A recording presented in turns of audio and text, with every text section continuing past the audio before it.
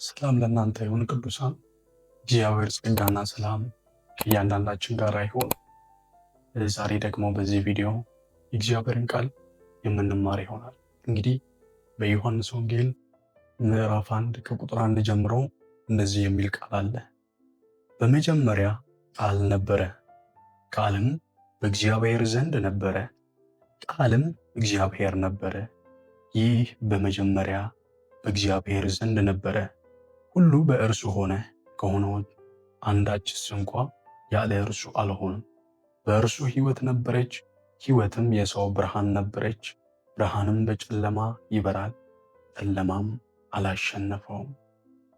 እንግዲህ በዮሐንስ ወንጌል ምዕራፍ 1 ላይ ስንመለከት ዮሐንስ ከሶስቱ ወንጌላት አጻጻፉ ትንሽ ለየት ያለ ይመስላል። እንግዲህ ሶስቱ ወንጌላት ወይም እነዚህ ተመሳሳዩ ወንጌላት የምንላቸው ሲኖፕቲክ ጎስፕልስ የሚባሉት ሶስቱ ወንጌላት ጌታ ኢየሱስ ክርስቶስ አምላክ በስጋ ከተገለጠ በኋላ ያለውን ስለ ኢየሱስ ክርስቶስ የሕይወት ታሪክ ሲዘግቡልን፣ ዮሐንስ ግን ሲጀምር በመጀመሪያ በማለት ወይም ደግሞ ቅድመ ዘመናት ያለውን ነገር አምላክ በስጋ ከመገለጡ በፊት ያለውን ነገር ሲናገር እንመለከተዋለን። እንግዲህ ዮሐንስ የተናገረውን ነገር የምናገኘው በዘፍጥረት መጽሐፍ ላይ ነው። እንግዲህ በመጀመሪያው ጊዜ ወይም ደግሞ ይሄ ቤሬሽት በምንለው መጽሐፍ ላይ የምናገኘው ይሆናል። እንግዲህ ዘፍጥረት 1 ላይ ሲናገር በመጀመሪያ እግዚአብሔር ሰማይና ምድርን ፈጠረ በማለት ይጀምራል።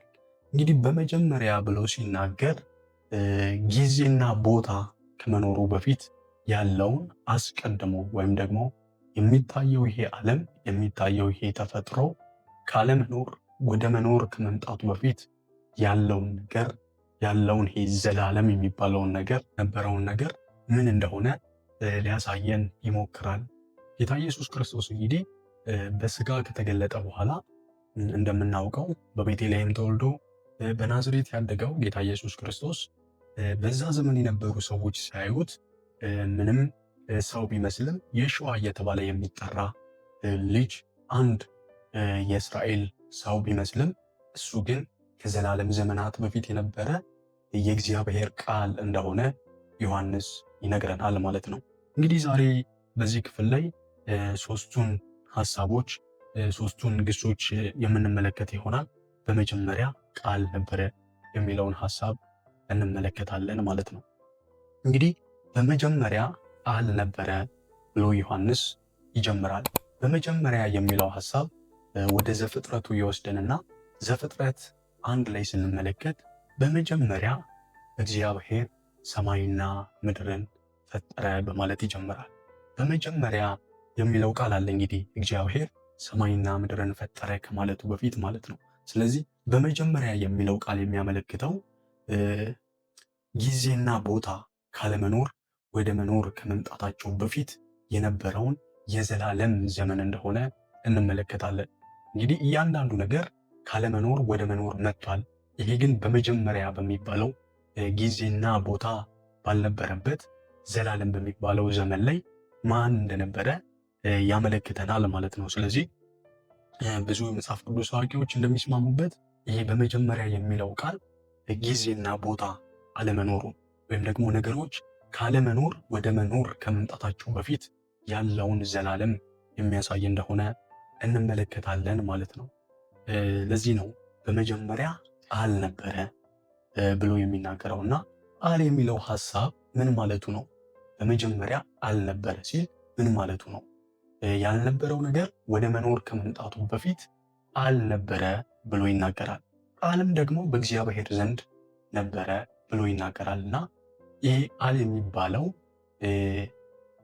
ፊደል ሳይሆን ወይም ደግሞ እኛ የምንናገረው ከውስጣችን የሚወጣ ፊደል ወይም ደግሞ ንግግር ሳይሆን ቃል ፐርሰን መሆኑን ቃል ህልው መሆኑን ቃል ደግሞ አካል እንደሆነ እንመለከታለን ማለት ነው።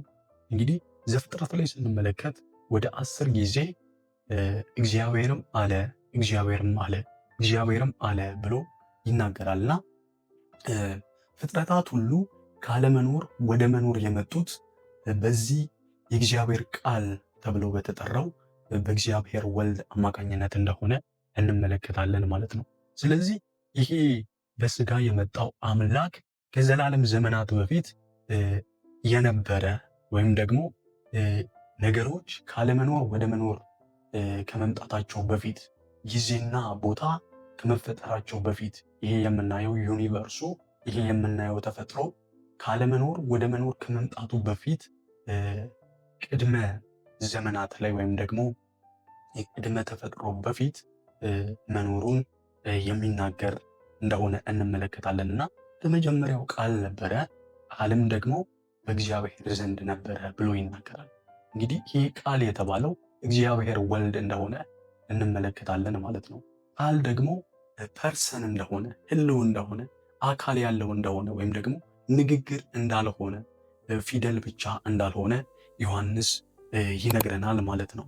እና ነበረ የሚል ቃል ደግሞ ይጠቀማልና ይሄ ነበረ የሚል ቃል ምን ለማለት ፈልጎ ነው? እንግዲህ ቁጥር 6 ላይ ወደ ታች ወርደን ብንመለከት ከእግዚአብሔር የተላከ ስሙ ዮሐንስ የሚባል አንድ ሰው ነበረ ብሎ ይናገራል።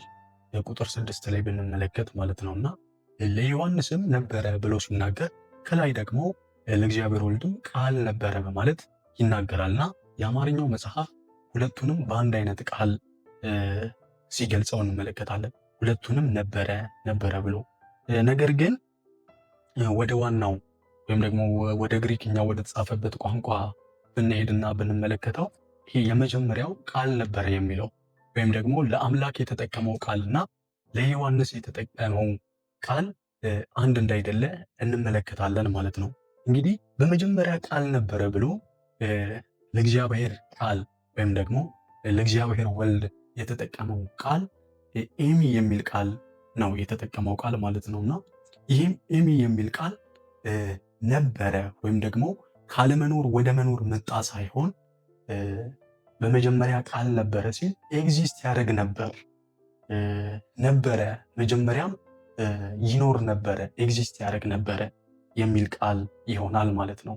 ስራው ቃሉን ስንመለከተው ማለት ነው። ለዮሐንስ ደግሞ ነበረ አንድ ሰው ነበረ ብሎ የሚጠቅሰው ቃል ጊኖማይ የሚል ቃል ነው። ይህ ጊኖማይ የሚል ቃል ደግሞ ካለመኖር ወደ መኖር መምጣትን የሚያሳይ እንደሆነ እንመለከታለን ማለት ነው። ስለዚህ በመጀመሪያ ቃል ነበረ፣ ቃልም በእግዚአብሔር ዘንድ ነበረ ሲል ይሄ በመጀመሪያ ቃል የተባለው እግዚአብሔር ወልድ እንደሆነ እንግዲህ ፍጥረታት ሁሉ የተፈጠሩት በእግዚአብሔር ወልድ አማካኝነት እንደሆነ እንመለከታለን ማለት ነው። እንግዲህ ለሎዶቅያ ሲናገራት በዮሐንስ ራእይ ምዕራፍ 3 ከ14 ጀምሮ አሜን የሆነውና እውነተኛ ምስክር ብሎ በእግዚአብሔርም ፍጥረት መጀመሪያ የነበረው እንዲህ ይላል ብሎ ይናገራል። እንግዲህ በእግዚአብሔርም ፍጥረት መጀመሪያ የነበረው ሲል አስቀድሞ በእግዚአብሔር የተፈጠረ መሆኑን ሳይሆን የሚያሳየው ፍጥረታት ሁሉ በእግዚአብሔር ወልድ መፈጠራቸው ቀዳሚ መሆኑን እሱ ከዘላለም የነበረ እንደሆነ እንመለከታለን ማለት ነው። ስለዚህ በስላሴ ስራ ላይ አንዱ ስንመለከት የእግዚአብሔር ወልድ ስራ ወይም ደግሞ የእግዚአብሔር ቃል ስራ የማይታየውን አምላክ መግለጥ እንደሆነ እንመለከታለን። ለዚህ ነው መጽሐፍ ቅዱሳችን ላይ እንደውም እኔን ያየ አብን አይቷል ብሎ ጌታ ኢየሱስ ክርስቶስ ራሱ ይናገራል ማለት ነውና የማይታየው አምላክ ምሳሌ ነው ብሎ ደግሞ እንደዚሁ መጽሐፍ ቅዱሳችን ላይ እንመለከታለን። ስለዚህ ይሄ የማይታየውን አምላክ መግለጥ ወይም ደግሞ ማየት እሱን ማወቅ የሚባለው ነገር የጀመረው አምላክ በስጋ ከተገለጠ በኋላ ሳይሆን ያኔ ፍጥረታትን ሲፈጥር ፍጥረታትን በመፍጠር ስራ ውስጥ እንግዲህ አምላክ እግዚአብሔርን የመግለጥ ስራ በፍጥረታት መካከል እግዚአብሔርን የመግለጥ ስራ የማይታየውን አምላክ የመግለጥ ስራ ያኔ ዘፍጥረት ላይ እንደጀመረ ወይም ደግሞ በመጀመሪያ በሚባለው ጊዜ ፍጥረታት ካለመኖር ወደ መኖር በመጡበት ጊዜ እንደጀመረ እንመለከታለን ማለት ነው። ስለዚህ ይሄ በምድር ላይ ሲመላለስ የነበረው አምላክ በስጋ ተገልጦ በምድር ላይ ሲኖር የነበረው ኢየሱስ ክርስቶስ ተብሎ ሲጠራ የነበረው ተራ ሰው እንዳይደለ ወይም ደግሞ አንድ አይሁዳዊ የሆነ ሰው እንዳይደለ እሱ ከዘላለም የነበረ መለኮት እንደሆነ ዮሐንስ በዚህ ቃል ሲያብራራው እንመለከታለን ማለት ነው። እና በመጀመሪያ ቃል ነበረ ብሎ ሲናገር እንመለከታለን ማለት ነው። ኤፌሶን ምዕራፍ 1 ቁጥር 4 ላይ ሲናገር እንግዲህ እንደዚህ የሚል ቃል አለ። ዓለም ሳይፈጠር በፊቱ ቅዱሳንና ነውር የሌለን እንሆን ዘንድ በክርስቶስ ኢየሱስ እንደመረጠን ይናገራል። እንግዲህ ዓለም ሳይፈጠር በፊት የሚለው ገና የሚታየው ነገር የማይታየው ነገር ወደሚታይ ነገር ከመምጣቱ በፊት ነገሮች ካለመኖር ወደ መኖር ከመምጣታቸው በፊት በክርስቶስ ኢየሱስ መመረጣችንን አስቀድመን ይሄ ዩኒቨርስ ይሄ የምናየው ዓለም ከመፈጠሩ በፊት በክርስቶስ ኢየሱስ እንደተመረጥን ያሳየናል ማለት ነው።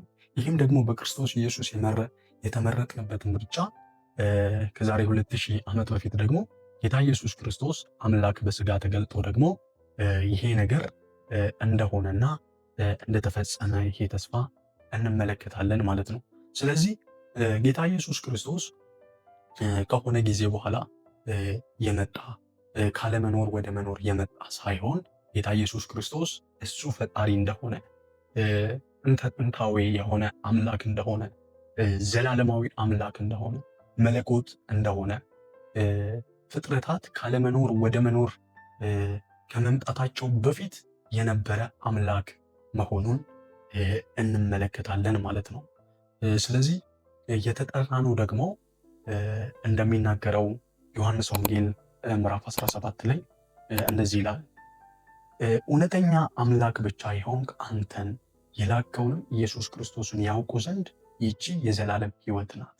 ስለዚህ ይሄ ከዘላለም የነበረውን አምላክ የእግዚአብሔር ቃል የሆነውን መለኮት የሆነውን ፍጥረታት ሁሉ በእርሱ የተፈጠሩትን የማይታየው አምላክ ምሳሌ የሆነውን ደግሞ ከዛሬ 2000 ዓመት በፊት አምላክ በስጋ መገለጡን ማመን ማወቅ ክርስቶስ ኢየሱስ ክርስቶስን ማወቅ ይህ የዘላለም ሕይወት እንደሆነ እንመለከታለን ማለት ነው። እግዚአብሔር ስም የተባረከ ይሁን። ዛሬ እንግዲህ ክርስቶስ ኢየሱስ ክርስቶስን ማወቅ ዘላለማዊ መሆኑን በመጀመሪያ የነበረ መሆኑን ከሆነ ጊዜ በኋላ የመጣ ሳይሆን እሱ ጥንታዊ ፍጥረታት ሁሉ የተፈጠሩት በሱ እንደሆነ እሱ ዘላለማዊ አምላክ እንደሆነ ከአብ ጋር የነበረ ሕያው የሆነ የእግዚአብሔር ቃል እንደሆነ ተመልክተናል ማለት ነው።